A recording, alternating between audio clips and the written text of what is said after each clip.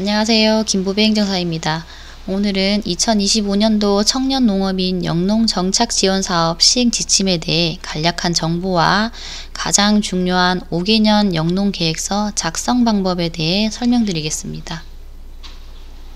2025년 청년농업인 영농정착지원사업 시행 지침 한번 알아볼게요. 사업의 목적 등은 관련 공고문을 한 번씩 확인해 보시면 될 것 같고요. 중요한 거는 지원 자격. 연령은 사업 시행 연도 기준 만 18세 이상 만 40세 미만입니다.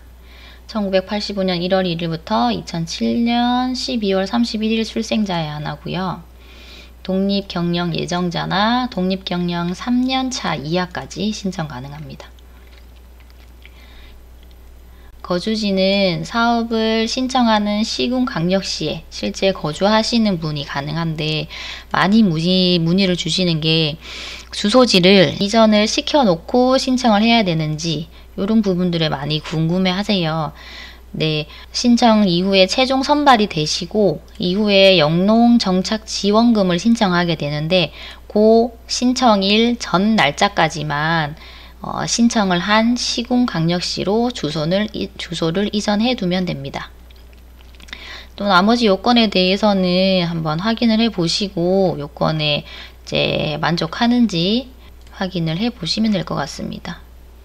그리고 중요한 청년농업 영농정착지원사업 신청서 부분인데요. 요 관련해서는 성명, 생년월일, 성별 요 부분은 다 체크를 하실 수 있겠죠. 지원사업 신청 첨부 서식인데, 요 내용들은 신청 접수를 하는 에그릭스에 들어가면 다 똑같이 체크를 할 수 있는 부분들이 있지만 첨부 신청 서식은 다시 한번 작성을 해서 업로드를 하는 게 좋고요. 첨부 서류로는 신청서, 계획서, 건강보험 납부 확인서 관련해서 내용을 확인하시고 준비 가능한 서류는 업로드를 하시면 됩니다. 이 관련 필수라고 나와 있는 부분들은 무조건 제출을 해야 되는 거겠죠. 그래서 개인정보 수집 동의서도 체크를 하셔서 업로드 하시면 되고, 이제 가장 중요한 5개년 영농계획서 작성 방법에 대해 설명을 드리는데요. 하나씩 보면서 설명해 드릴게요. 1번 일반 현황. 영농 유형으로는 주품목, 부품목으로 나눌 수 있는데요. 독립경영 예정자라면 현재란에는 빈 공란으로 두면 되고요. 1년차의 품목을 정하셔서 작성을 하시면 돼요. 예를 들어서 딸기라고 하면 1년차의 딸기, 2년차, 3년차 딸기로 준비를 하시면 되고, 주품목이 딸기라도 딸기가 품목이 여러 종류가 있기 때문에 다른 품목을 부품목으로 3년차부터는 다른 품종으로 진행을 하겠다라고 하면 부품목에 기재를 하시면 되고, 딸기를 품목으로 이제 정하셨다고 하면 요 내용만 채우는 게 아니라 요 아래에다가 그 해당 품목에 대한 정보도 같이 기재를 하는 게 좋아요. 그리고 농업경영 구성원 예정자라면 똑같이 현재는 공란으로 두시고 1년차에는 한 명으로 시작을 해서 2년차, 3년차에서 품목이 추가가 되면 그때는 상시 근로자나 임시 근로자, 일용직 근로자로 구성을 해서 진행을 할 수도 있고, 여기에서 최근 많이 사용을 하는 게 외국인 근로자도 많이 사용을 하거든요. 그분들에 대한 정보, 1년차에는 언제부터 외국인 근로자를 쓸 건지, 상시 근로자는 어떤 몇 명을 쓸 건지 이런 식으로 세부적으로 한 번 더 기재를 해 주시는 게 좋고요. 농지 규모도 농지 규모 단위는 제곱미터로 진행을 하고, 밭에 소유로 할 건지 임대로 할 건지 임차로 할 건지 평당 제곱미터로 환산해서 기재를 하시면 돼요. 추가로 진행하는 부분이기 때문에 연차별로 추가되는 연차에만 농지 규모는 제곱미터로 들어갈 건데 공란이 만들어질 수 있고 논밭, 과수원, 목초지로 구분해서 해당하는 토지에 대한 정보를 기재를 하면 되고 평수를 제곱미터로 환산해서 기재를 하시면 돼요. 3년차, 4년차에 추가할 거면 임차를 할 건지 소유를 할 건지에 대해서 기재를 하시면 돼요. 이제 가장 중요한 5개년 영농계획서 작성 방법에 대해 설명을 드리는데요. 하나씩 보면서 설명해 드릴게요. 1번 일반 현황. 영농 유형으로는 주품목, 부품목으로 나눌 수 있는데요. 독립경영 예정자라면 현재란에는 빈 공란으로 두면 되고요. 1년차의 품목을 정하셔서 작성을 하시면 돼요. 예를 들어서 딸기라고 하면 1년차의 딸기, 2년차, 3년차 딸기로 준비를 하시면 되고, 주품목이 딸기라도 딸기가 품목이 여러 종류가 있기 때문에 다른 품목을 부품목으로 3년차부터는 다른 품종으로 진행을 하겠다라고 하면 부품목에 기재를 하시면 되고, 딸기를 품목으로 이제 정하셨다고 하면 요 내용만 채우는 게 아니라 요 아래에다가 그 해당 품목에 대한 정보도 같이 기재를 하는 게 좋아요. 그리고 농업경영 구성원 예정자라면 똑같이 현재는 공란으로 두시고 1년차에는 한 명으로 시작을 해서 2년차, 3년차에서 품목이 추가가 되면 그때는 상시 근로자나 임시 근로자, 일용직 근로자로 구상을 해서 진행을 할 수도 있고, 여기에서 최근 많이 사용을 하는 게 외국인 근로자도 많이 사용을 하거든요.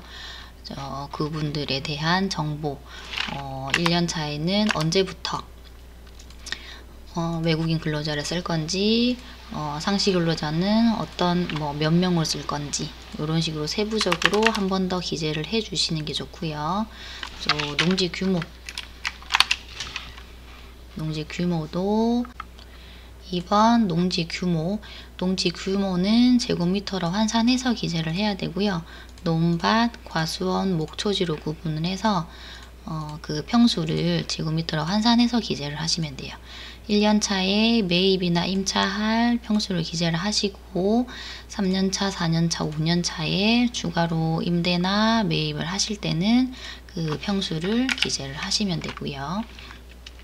그 토지에 관해서도 또 조금 더 세부적으로 아래에는 평당 가격가, 그리고 몇 년 차에는 몇 평을 더 이제 임대나 매입을 할 예정이다. 임대하는 토지에는 어떤 품목을 할 계획이다 라는 걸 설명을 덧붙여 주는 게 좋고요. 가축을 사육하는 경우에는 한우, 유구, 젖소, 돼지나 닭, 그리고 기타 가축에 대해서도 정보를 몇 두 할 건지, 현재 마리수, 선정 이후 마리수를 기재를 하시면 됩니다. 그리고 농지 및 축사, 소재지는 소유랑 임차로 구분을 할 수 있는데, 현재 없으면 똑같이 현재에는 공란으로 두고, 예정지, 하시려고 하는 토지의 예정지를 동까지만 기재를 하시면 되고요. 여기에 기재하는 주소지에 꼭 해야 되는 건 아니고 말 그대로 예정지이기 때문에 계획한 곳에 대해서 변동사항은 있을 수 있겠죠. 그거는 크게 문제가 없습니다. 다음으로 농작물, 재배시설, 가축시설. 시설도 예시로 여기다가 미리 다 적어서 주셨거든요. 여기 양시인데 필요한 부분에 대해서 몇 평 정도 이용을 할 건지 연차별로 요것도 마찬가지로 제곱미터로 환산해서 기재를 하시면 돼요. 만약에 물류창고가 있다면 여기는 물류창고로 해서 줄은 추가 몇 개든지 추가를 해서 작성을 할 수 있어요. 그리고 아래에도 같은 방법으로 설명할 내용이 있다면 기재를 하는 게 좋고요. 5번 농기자재. 농기자에도 예시로 나와 있는 게 있는데 여기 있는 내용 외에도 필요한 부분이 있으면 세척기도 있고 세척기나 분쇄기, 건조기 등도 이런 것도 있으면 작성을 하시면 돼요. 똑같이 연차별로 나누어서 작성을 하시고 여기 아래에는 몇 년 차에 추가로 기입되는 대수를 적으시면 되고, 아래에도 똑같이 금액이나 어디에서 구입을 할 예정인지 이런 부분들도 세세하게 준비하고 있는 모습을 보이는 게 좋고요. 6번 자금 조달 계획, 농지, 시설, 농기계 장비, 농자재 이 구분해서 작성을 하시면 되고, 자부담이 어느 정도 들어가는 게 좋긴 해요. 내가 사업을 진행하는 거기 때문에 아무런 비용 없이 하고 있는 것보다 내가 부담하고 있는 비용과 정책 자금을 합해서 어느 정도로 구분을 하겠다라는 게, 준비를 하겠다라는 게 작성되는 게 좋고, 정책 자금 융자는 최대 5억까지이기 때문에 내가 3억만 필요하다고 해서 3억으로만 하시는 것보다 최대 5억으로 계획을 잡아서 조금 넓게 준비를 하시는 게 좋아요. 7번 농업 경영 역량, 관련 학교를 졸업하셨다면 내용을 기재하시면 되고, 4번도 제출을 하시고, 교육 2번 사회교육은 그동안 영농 지원 사업을 진행하기 위해서 교육받았던 기간이랑 과정, 시간 요거를 여기에 항목에 맞게 작성을 하시면 되고, 법인으로 경력이 있다면 작성, 자격증이나 인증 내용이 있으면 작성하시면 되고요. 5번 독립경영관리 현황에는 여기 보시면 알겠지만 독립경영 예정자는 작성 예외이기 때문에 이것도 공란으로 그대로 그냥 두시면 되고요. 1년차, 2년차, 3년차까지는 있는 항목에 체크를 하시면 됩니다. 그리고 중요한 판매 마케팅 계획, 9번 홍보 계획. 이게 조금 더 세부적으로 들어가면 좋을 건데요. 이게 내가 사업을 하고 판매해서 수익을 내야 되는 거기 때문에 이거를 중점적으로 생각하시는 게 좋아요. 예시로 공판장 온라인, 농협 출하 이렇게 예시를 들어 있는데, 인터넷 판매도 온라인으로 인터넷 판매 있을 거고, 네이버 스토어나 SNS, 그리고 공판장, 경매장에도 있을 거고, 직거래를 하는 방법도 있을 거고, 여기 비중을 선정을 해서 작성을 하면 되고, 여기에도 마찬가지로 아래에다가 공판장이면 왜 공판장에 비중을 이만큼 두게 됐는지, 온라인으로 네이버 스토어면 왜 하게 됐는지, 이런 부분들을 같이 첨부하는 게 좋아요. 홍보도 마찬가지로 SNS로 하는 방법, 전시회, 방송 매체는 홈쇼핑 할 수도 있는 거고, 라이브 커머스도 있을 거고, 지역 축제도 있을 거고요. 요 관련해서 필요한 부분이 있으시면 작성을 하시는 게 좋아요. 그리고 10번 장애 및 위험 요인 관리 계획. 이거는 구분해서 내부 장애 요인, 외부 위험 요인으로 넣을 수 있어요.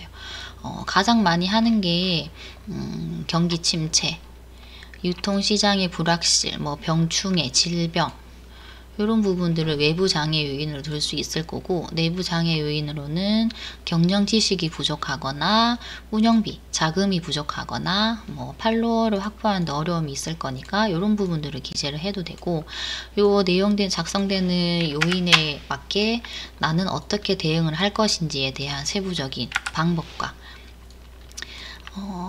목표를 작성을 하시면 좋아요. 11번 교육훈련 계획은 지금 여기 빈 공란으로 있는데, 농촌진흥청이나 농림수산식품교육원 보면 요 농업기술센터 교육도 있고, 여기 사이트 들어가면 교육 내용이 있고요. 그 관련해서 어떤 교육을 받을 건지 결정하셔가지고 기재를 하시면 돼요. 12번 영농 동기 및 경영 계획.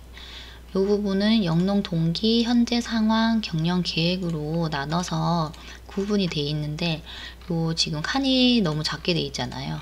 여기 칸에만 맞춰서 작성하기보다는 넓게 만들어서 추가적으로 내용들을 기입하시는 게 좋아요. 영농 동기, 내가 농사를 왜 지으려고 하는지, 목표 의식, 그리고 성장하기 위한 계획 등을 글로써 다 작성을 해도 되고, 그림이나 표를 넣어서 나의 목표를 보기 쉽게 작성을 하는 방법도 있고요.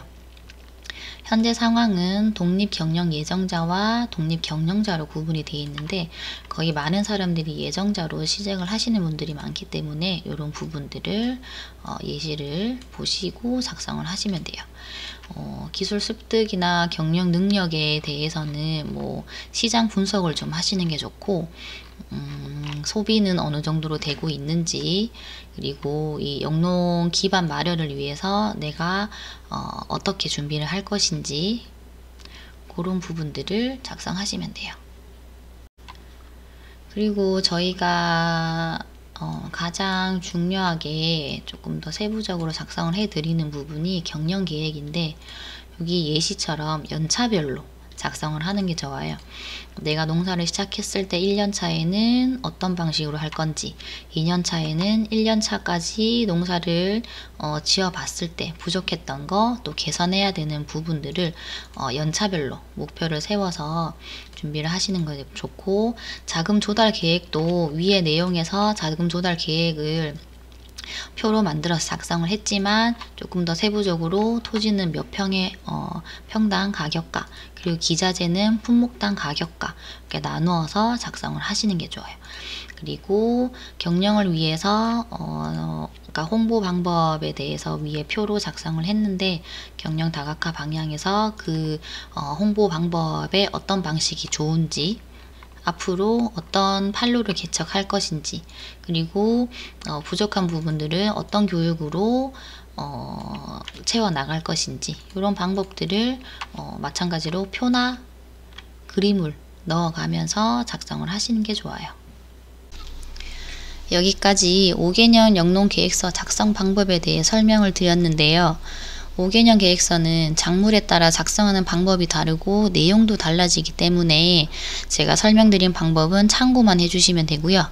작성이 어렵거나 문의사항이 있으시면 저희 사무소로 연락해 주시면 도움을 드리도록 하겠습니다.